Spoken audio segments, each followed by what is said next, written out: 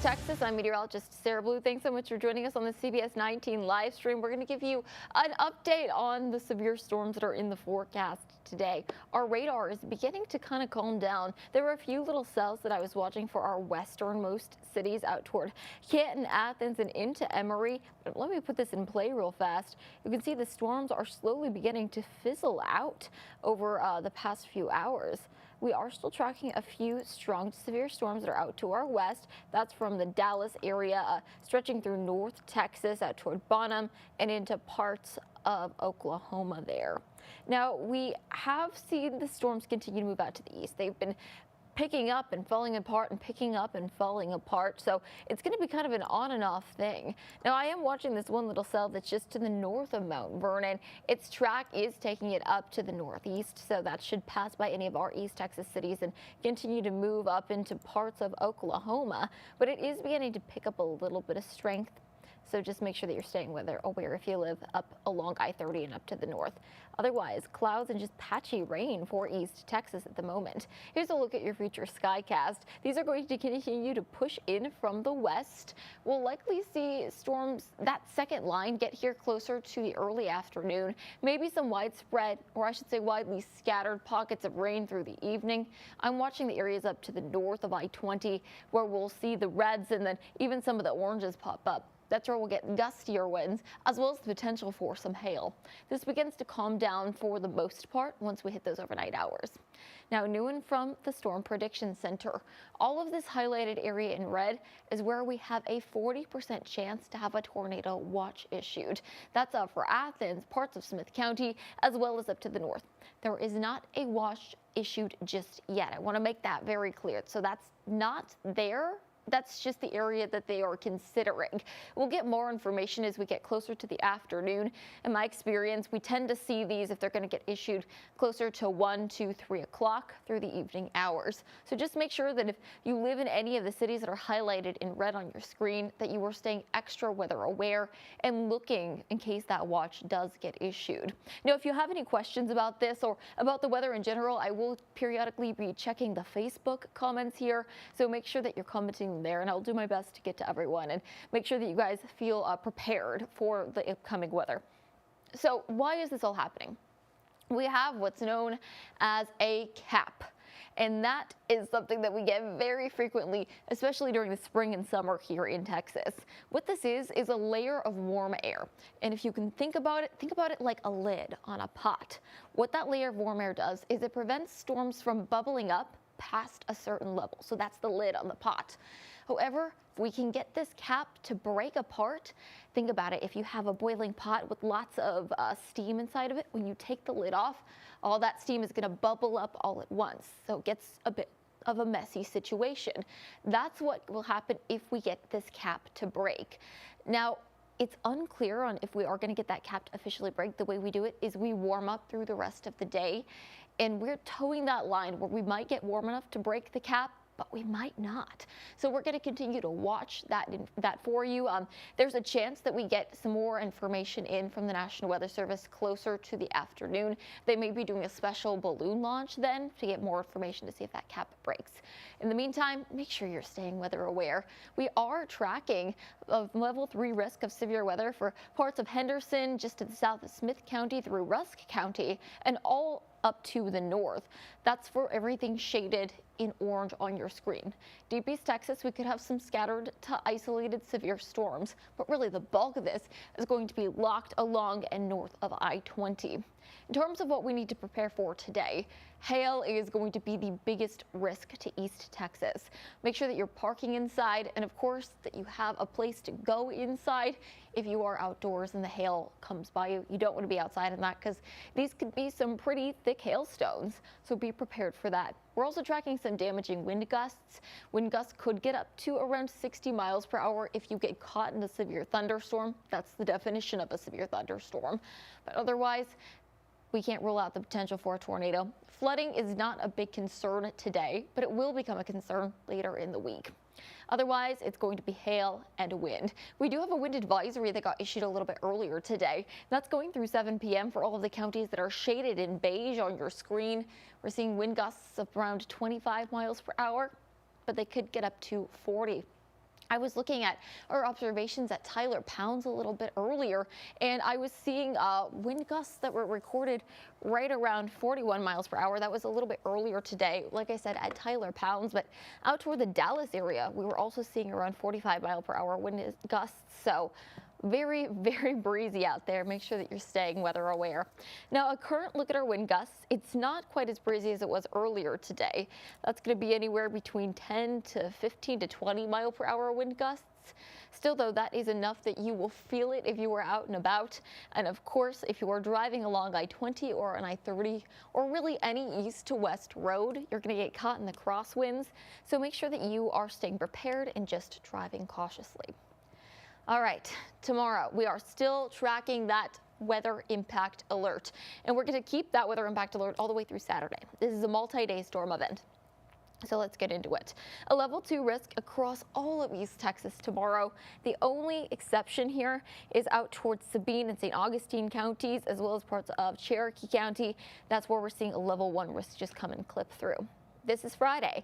That level 2 risk begins to move up to the north. We're still tracking a risk of severe weather. At this point, our main threat will become hail, gusty winds, as well as the potential for some flooding. And we're still tracking that level 2 risk on Saturday. This one, all types of severe weather are possible. So make sure that you are staying weather aware as we get into it. So here's a look at future skycast. I'm starting the clock right around 4 a.m. on Thursday. We'll have some scattered showers, maybe a few rumbles of thunder that are coming through.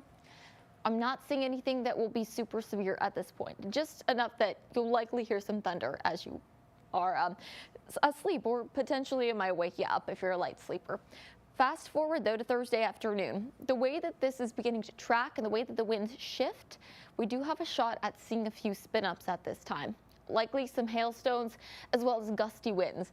This Thursday afternoon window is something that I'm watching very closely. If we're gonna see something, I suspect that it will happen Thursday afternoon. All right, we're still tracking storms on Friday. We'll see a few scattered showers before sunrise in the morning, but really it's going to be the mid-morning into the afternoon where we get a few more thunderstorms in there. Gusty winds are going to be an issue, as well as heavy downpours. And really, Saturday, another messy day. I'm zooming you out here because that's as far as our high resolution data will go out. This is the best information that we can do. We just have to zoom out a little bit for Saturday. This is going to continue to be rainy through East Texas. Gusty winds, hail, the potential for a spin up, as well as torrential downpours. Those are all on the table for Saturday. This is going to be an all-day weather event. I suspect it should calm down sometime after sunset on Saturday. That's when we have dry weather as well as cooler air moving in. Just make sure that you're staying weather aware. So why is this all happening? We have a cold front which is currently working its way through the Lone Star State, but it's going to get stuck right across East Texas, and it's going to stay there for the next several days. That means that we're going to keep rain as well as the potential for flooding and some severe weather in the forecast all the way through Saturday. And that's just because that front gets so stuck across our area. Now, that's going to lead to the risk of flooding as well as very high rain totals. And between 2.5 to 5 inches of rain are possible along the Oklahoma border. In East Texas, we'll pick up closer to 1.5 inches to maybe 2.5, 3, 4 inches are possible there as well. Slightly drier through deep East Texas and out towards central Texas there. But still, it is going to be a soggy end to the week. We are once again tracking a risk of flooding across East Texas. This is a look at what we'll see Friday with those risk levels, but it's very similar throughout the entire end of the work week and into Saturday. A level 2 risk across a lot of East Texas, with that level 3 popping up just to the north. Remember to never drive into floodwaters as it gets very dangerous. It just takes 3 feet of water to wash a vehicle, even something big like a truck or an SUV. Be careful in low-lying areas and under bridges or anywhere that is near a stream or a lake. Really, I would just recommend staying off of the lakes through the end of the week because it's going to be a little dicey out there. Taking it back out to radar, we are seeing a little bit of a gusty wind situation move in as you see this little line of thunderstorms that tries to form then falls apart. That's a line of gusty winds as well. It's called an outflow boundary. Lots of clouds across East Texas at the moment. Nothing severe just yet. We are going to warm through the rest of the day. If we get warm enough to break that cap that I was talking about, we could see some stormy weather, but really it's kind of a toss-up. I think we'll make it up to about 81 degrees in East Texas. Things will stay warmer through the south. Through deep East Texas, we'll climb all the way to the mid-80s, but things are staying cooler up along I-30 where we see the thunderstorms moving in. From Canton back to Sulphur Springs, we will only make it to the 60s this afternoon. Now later today, we'll fall down into the 70s, or rather I should say before sunrise tomorrow morning. 70 in Tyler, 71 if you're in Longview, and then some 60s for areas along I-30. Make sure that you are staying weather aware. We could see just a few isolated storms or pockets of rain coming through. I'm not tracking anything widespread overnight, but still, you want to make sure that you are staying weather aware. All right, I'm going to take you back out to radar, see what's happening on our radar right now and what's happening live across the Piney Woods. All righty, I'm going to walk you through what we were seeing out here because I want to point out this little line that we have, this outflow boundary. I'm backing it up in time right now. Let me see if I can turn off our legend there so we can bring back our timestamp. Give me just 1 second so that we can. Alrighty, there. Now you can see the timestamp on the top part of your screen. This is back in time about an hour or so. We were seeing a few rumbles of thunder out toward the Terrell area, out toward Emory, just to the west of Canton. This is slowly but surely beginning to fall apart as I just take you through the past hour or so. And that's because we're beginning to lose some steam. We do have that pretty steep cap that I talked about. And as that thunderstorm moves into that capped environment, it's much harder for it to form and to sustain itself. So we're just seeing that slowly but surely fall apart. Make sure, of course, that you are staying weather aware because we'll likely see this potentially re-up itself later in the day. Really, though, the heaviest rain is just out to our west, stretching out across the Oklahoma state line. Now, if you take a wider look, we are seeing rain as well as thunder for all of the areas that are up to the north. Let me go ahead and turn that on for you so you can see it. All right, this is part of a much larger storm system which stretches into the Midwest towards St. Louis, Chicago, into parts of Ohio and Illinois, and even to the Great Lakes. So we are tracking a behemoth of a storm system here. This is where we're seeing a few severe thunderstorm warnings. That's up toward the border of Oklahoma and into Arkansas, as well as parts of the Midwest and into the Great Lakes region. Out toward Cleveland, things are getting a little bit dicey. We don't have any of that here in East Texas, but remember, we do have a chance to see a watch later today. A reminder of what a watch versus a warning is. A watch is where we are seeing the ingredients to form some sort of severe weather. According to the Weather Prediction Center, that's what they have been, they're the people who issue these. They say that there's about a 40% chance that we'll see a watch get issued, and that's mainly due to severe thunderstorms as well as the potential for a spin up or two. There are just lots of ingredients in this part of East Texas that could form that severe thunderstorm. Again, we'll continue to keep you updated. We'll probably get more information closer to maybe 3, 4, 5, 6 tonight. That's when we'll get another batch of weather data in from the National Weather Service. So just make sure that you're staying weather aware. Now, in terms of a watch versus a warning, that is a very important thing to know as we head into severe weather season.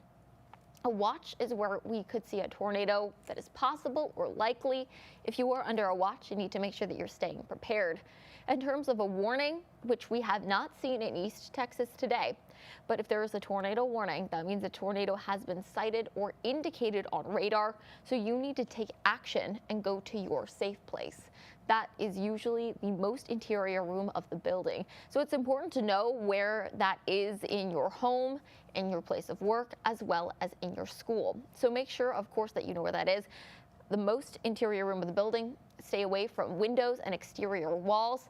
Really, you want to put as many walls between you and the outside as you can. That's what's going to keep you the safest. A lot of times when we see injuries from tornadoes, it's because there's flying debris that gets thrown around. So you want to make sure that you are protected in the event that that does happen. Alrighty, I'm going to go over to Facebook and see if you guys have any questions. Thank you for joining us on the CBS 19 live stream. Alrighty, I'm seeing some questions about Van Zandt County. So right now, we're not seeing any severe weather in Van Zandt County or otherwise in East Texas. You want to make sure that, though, you are staying safe and just staying weather aware. I'm seeing questions about getting the kiddos from school. I'm going to assume that your kiddos get out of school sometime between 2 and 5, depending on if they have any extracurriculars. So let me go ahead and give you a zoomed in look if you're planning to pick up the kiddos later. I would recommend that you make sure that they have a way to get home from school that's in a car rather than walking. It could get a little bit dicey out there later today, so if you can pick them up, if they can take the school bus, if they can carpool with a friend, that's going to be a solid option for them rather than walking in the potential thunderstorms that we could see. Now, we are seeing these storms begin to pick up a little bit according to our weather models once we hit the 2, 3, 4 o'clock mark. That's going to move through parts of Van Zandt County, in Henderson County and Anderson County as well. Smith County, we're going to take a little bit longer to see that. That'll be closer to the late afternoon into the early evening. Hail and gusty winds are the biggest threat at this point. Now, as we get into the evening hours, the closer we get to sunset, that severe weather threat is going to drop. Once we get to the sunset hour and our temperatures begin to get cooler, our severe weather threat lessens. And that's all because we need this heat of the day, which happens naturally as we go from sunrise to the afternoon. That's going to feed thunderstorms if we get warm enough. And like I said, we're towing the line on if we are going to actually get to that warm enough mark to create these thunderstorms, to create a good environment for it. But still just make sure that you are staying prepared. Now, in terms of getting the kiddos home from school, you should be good to go. Just make sure that you are staying prepared and cautious. If you are driving to get the kiddos and there does happen to be a tornado warning while you're in a vehicle, here's what you need to do. You need to make sure that you can get to a sturdy structure. Make every possible effort to do that. If that's not a possibility for you and you are in your vehicle and a tornado warning gets issued, you have two options, and the National Weather Service says to do what is best for you and your situation. First, if you can drive out of the path of the tornado and find a low-lying area here in East Texas. A lot of times those are in river or creek beds, so try to find a dry one. That way you don't have to worry about any flooding. And you'll want to lay face down in that area, low-lying, so like a ditch. That way you are protected from any flying debris. The other option is if you are in your vehicle, you can stay in your vehicle out of the path of the tornado. Just make sure that you are keeping your seatbelt fastened. If you have a jacket or a blanket or anything like that you keep in your car, I tend to keep a blanket in the back of my car just in case I want to have an impromptu picnic. I like to cover yourself with that. That'll just give you an extra layer of protection in case there's flying debris or glass shards that are thrown around. So be prepared that you have your plan in place. I'm seeing some questions about Henderson.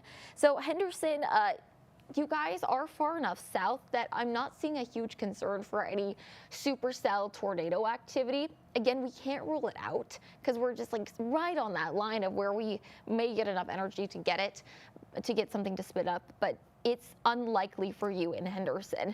More so the threat in Henderson and through a lot of the Henderson, Carthage, Marshall, Athens area, that's going to be more so gusty winds as well as hail. So make sure that you are staying inside, and of course parking inside. That's going to keep you as safe as possible. Really, if you are inside, that's going to be your safest option for these storms. I'm going to go ahead and switch back out over our radar, get one last look at what's happening across East Texas. Again, no rain is currently falling in parts of the Piney Woods. The bulk of that, the gusty winds and the hail, are all the way out toward the Dallas area. Make sure that you are staying weather aware. I'm seeing a little bit of lightning begin to pick up closer to the Oklahoma border. This, though, again, is not in East Texas. I'm seeing one more question about Jacksonville. Jacksonville, you guys are far enough south that I'm not seeing a huge concern for a tornado for you. Really, the bigger threat is going to be up to the north. But just to make sure that you are staying weather aware and keeping up to date with the forecast, Jacksonville, you're in that level 2 risk. So the bigger threat for you is going to be hail and gusty winds. Again, it's not going to necessarily be a smooth night. We're going to get a few bumps in there due to the gusty winds, hail, and that potential for spin up. But the farther north you go, the more energy that we are tracking for that. Again, we do have that potential to see a watch get issued later today. That's for parts of Henderson and parts of Smith County. Basically everything that is highlighted on your screen in red, That's where we have the potential to get a tornado watch, so be prepared for that and keep your ears pricked in case that does end up getting issued. I hope you guys have a fantastic Wednesday and that you guys are staying safe and weather aware. I will leave you with one last look at our 7-day. We're going to be back at noon on CBS 19. We're going to reset and prep for that newscast. I'll have more details and another look at your forecast with even more updates to the forecast. We hope to see you there and have a good rest of your day. Don't forget to stay weather aware.